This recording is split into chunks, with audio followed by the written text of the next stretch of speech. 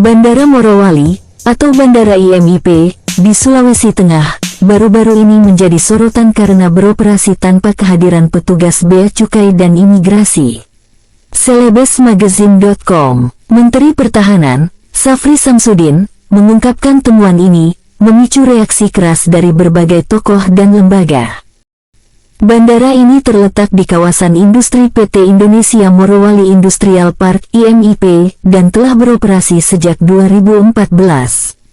Meskipun demikian, tidak ada pengawasan langsung dari aparat pemerintah, sehingga menimbulkan kekhawatiran tentang keamanan nasional dan potensi penyelundupan. PT IMIP membela diri dengan menyatakan bahwa bandara tersebut terdaftar resmi di Kementerian Perhubungan dan pengelolaannya diatur dalam UU Nomor 1/2009 tentang penerbangan.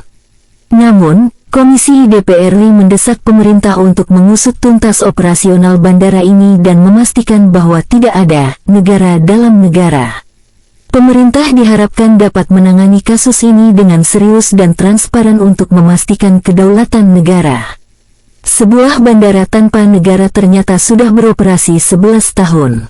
Bandara PT IMIP di Morowali jadi sorotan, beroperasi tanpa pengawasan Bea Cukai dan Imigrasi, pengelola, diawasi Kemenhub. Bandara ini beroperasi di dalam kawasan industri nikel di Morowali, Sulawesi Tengah, menjadi perbincangan nasional.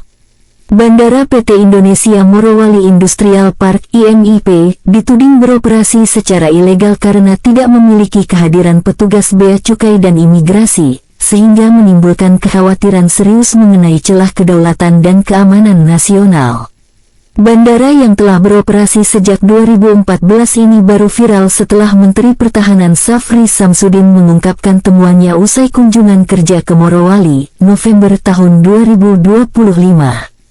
Fakta bahwa bandara strategis ini bisa berfungsi tanpa pengawasan dua instansi kunci negara memicu reaksi keras dari berbagai tokoh dan lembaga. Berdasarkan data dari laman resmi Kementerian Perhubungan, Bandara IMIP bukanlah bandara fiktif. Bandara dengan kode IATA MWS dan kode IKOWAMP ini berstatus khusus dan terletak di kawasan industri PT IMIP, Desa Fatuvia, Kecamatan Bahodopi, Kabupaten Morowali. Badan Pengawas Ditjen Perhubungan Udara Kemenhub melalui Otoritas Bandara Wilayah V Makassar. Data dari Hubud mencatat, bandara ini cukup aktif. Sepanjang tahun 2024, Bandara IMIP mencatat 534 pergerakan pesawat dengan volume penumpang mencapai sekitar 51.000 orang. Pemilik dan latar belakang industri. Keberadaan bandara ini tidak terlepas dari PT IMIP selaku pemilik kawasan industri. Perusahaan yang berdiri pada tanggal 19 September tahun 2013 ini menguasai area konsesi sekitar 2.000 hektare dan merupakan kawasan industri nikel terintegrasi dengan rantai proses terpanjang di Asia Tenggara. Berdasarkan catatan BPK Sulawesi Tengah tahun 2018, kepemilikan saham PT IMIP terbagi kepada Shanghai Decent Investment Group, 49,69%. PT Sulawesi Mining Investment, 25%. PT Bintang 8 Investama, 25,31%. Perusahaan ini menaungi belasan entitas industri yang memproduksi berbagai produk turunan nikel, mulai dari nikel pig iron, stainless steel, hingga bahan baku baterai listrik. Badan Pengawas Ditjen Perhubungan Udara Kemenhub melalui Otoritas Bandara Wilayah V Makassar. Data dari Hubud mencatat, bandara ini cukup aktif. Sepanjang tahun 2024, Bandara IMIP mencatat 534 pergerakan pesawat dengan volume penumpang mencapai sekitar 51.000 orang. Pemilik dan latar belakang industri. Keberadaan bandara ini tidak terlepas dari PT IMIP selaku pemilik kawasan industri. Perusahaan yang berdiri pada tanggal 19 September tahun 2013 ini menguasai area konsesi sekitar 2.000 hektare dan merupakan kawasan industri nikel terintegrasi dengan rantai proses terpanjang di Asia Tenggara. Berdasarkan catatan BPK Sulawesi Tengah tahun 2018, kepemilikan saham PT IMIP terbagi kepada Shanghai Decent Investment Group, 49,69%. PT Sulawesi Mining Investment 25%, PT Bintang 8 Investama 25,31%. Perusahaan ini menaungi belasan entitas industri yang memproduksi berbagai produk turunan nikel, mulai dari nikel pig iron, stainless steel, hingga bahan baku baterai listrik. Akar polemik, kekosongan pengawasan keimigrasian dan kepabeanan. Meski secara teknis pengelolaannya diawasi oleh Kemenhub, yang memicu polemik adalah tidak adanya kehadiran fisik petugas bea cukai dan imigrasi di bandara tersebut. Kondisi ini berarti setiap pergerakan orang dan barang yang masuk dan keluar melalui bandara itu tidak melalui proses pemeriksaan resmi oleh kedua instansi negara tersebut. Menteri Pertahanan Safri Samsudin lah yang pertama kali mengungkap temuan ini publik, yang kemudian memicu gelombang reaksi.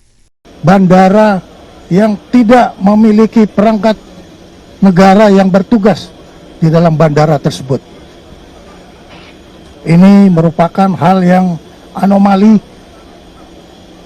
di dalam negara Kesatuan Republik Indonesia yang kita harus menegakkan regulasi, tapi ternyata masih terdapat celah-celah yang merupakan kerawanan terhadap kedaulatan ekonomi, bahkan juga bisa berpengaruh kepada stabilitas nasional.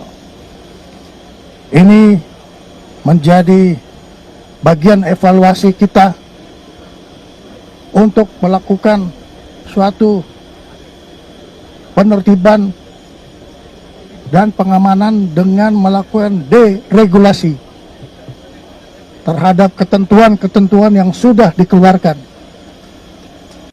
Akan tetapi, ketentuan yang kita keluarkan sendiri tidak bisa kita kendalikan sendiri. Ini adalah satu anomali. Kita mengeluarkan peraturan, tetapi kita tidak bisa mengkoordinasikan, kita tidak bisa mengkomunikasikan, dan kita tidak bisa mengendalikan peraturan yang kita keluarkan. Sehingga ini menyebabkan manfaat yang diambil oleh orang lain untuk kepentingan kelompoknya. Reaksi tokoh negara, potensi negara dalam negara. Wakil Ketua DPD RI, Tamsil Lindrung, menyuarakan kekhawatiran yang sangat dalam. Ia menilai kondisi ini berpotensi menciptakan negara dalam negara. Dalam pernyataannya yang dikutip antara 25/11, Tamsil menegaskan, kita tidak boleh membiarkan sekecil apapun ada aset negara yang dikuasai oleh swasta secara ilegal. Ia menekankan bahwa negara tidak boleh membiarkan aset strategis dikelola tanpa kontrol penuh pemerintah, terlebih dengan luasnya kawasan industri dan tingginya mobilitas orang dan barang di dalamnya. Kekhawatiran yang sama disampaikan oleh anggota Komisi DPR RI, Oleh Soleh. Ia mengecam keras operasional bandara tanpa pengawasan aparat negara dan menyebutnya sebagai pelanggaran serius terhadap prinsip kedaulatan wilayah udara dan sebuah ancaman terhadap keamanan nasional. Assalamualaikum warahmatullahi wabarakatuh. 2 hari ini kita diberikan isu baru, yaitu tentang ditemukannya tanda kutip bandara ilegal di Morowali, itu kawasan industri IMIP.